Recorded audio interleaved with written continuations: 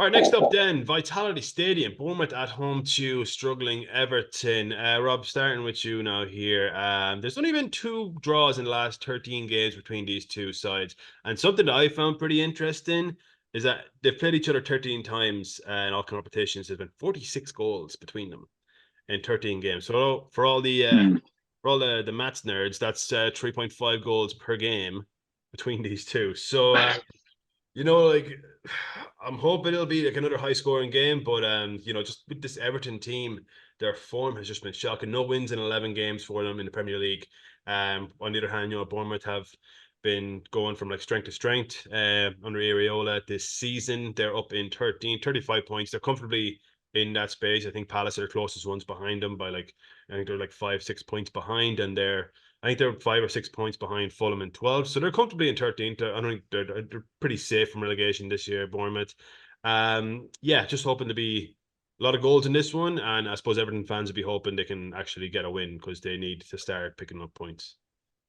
Yeah, I think the biggest thing for this game, like for there to be goals, is how Bournemouth turn up, which is very strange to say considering the start of the season. I was slating them for so long.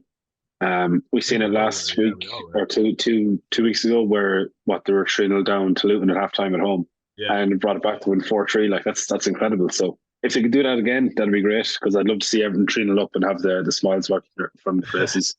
Um, it's like another few goals would be nice as well. But it showed it has everything to give us a good game of football. I say a good game of football, probably poor enough quality, but goals just Yeah, exciting. Like watching the African Cup of Nations. exactly. Um, but yeah, it's hard to know. But then again, like everything could turn up and win fucking 3-1. Like Yeah. it's been such a crazy season where like you're saying there about Bournemouth being safe. They were being hockeyed at the start of the season. But Oh, even since then, they've been as brilliant as they could be and ass at the same time. Like yeah. it's fun watching them because you Yeah, don't know what's going to there's turn up for been them. funny you mentioned there's been 34 goals in the last 10 games, Bournemouth. That's Bournemouth in their games, yeah, 34 goals. So yeah, 3.4 goals per game in their last 10. Mhm. All right, Paddy, coming with you now with Everton. Yeah, like no wins in the last 11 games. Do you think Sean Dyche is in trouble of getting the sack? I mean, Rob touched on it previously when we were talking about Eddie Howe. Newcastle have had injuries like a lot of teams, but Everton haven't had too many key injuries. Calvert-Lewin missed a couple of games, but his form has been pretty ass anyways. Like they don't really have an excuse for their poor form.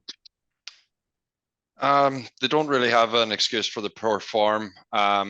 I think it is too late in the season to be sacking Sean Dyche, and especially around the rules of financial fair play. They wouldn't be able to pay him off. I think him and Pochettino are the two safest managers in the Premier League because of the amount of money that has been spent. Um, you just never know after an international break as well. Everton could come back. Um, the only thing I could say as well, the job that Areola has done this season has just completely shocked me. I had him and Wolves to be relegated at the start of the season. Yeah, but Everton, they could turn it around. They could turn it around. They're only 4 points above relegation, and obviously, we've seen Nottingham Forest still waiting on their. Well, they got a 4 point deduction. We'll talk about it a little bit later on, but But yeah, that is like also that's also dependent on the outcome of the appeal. So they yeah, still have to pull up points. yeah, exactly. It's just very because we talked about it numerous times with Everton, especially like once they got their 10 point deduction, they went on a great run of form. They got them back like almost immediately.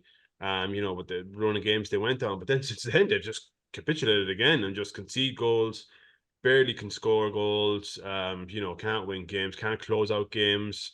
It's just a real tricky time for them now, and I just can't really see it getting any better against Bournemouth.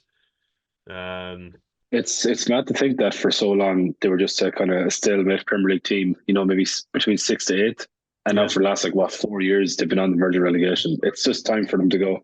Like out of nowhere, they just plummeted from like maybe eighth to the 16th, and then yeah, just in the dogfight. Now they do have a game in hand, but that means absolutely nothing for Everton. yeah. Realistically, All right, jump in predictions then, Paddy. Start with you. Bournemouth versus Everton. Uh, Bournemouth being at home, I'm going to say 2-1 Bournemouth. Rob. I'll agree with Tom there. 2-1 Bournemouth.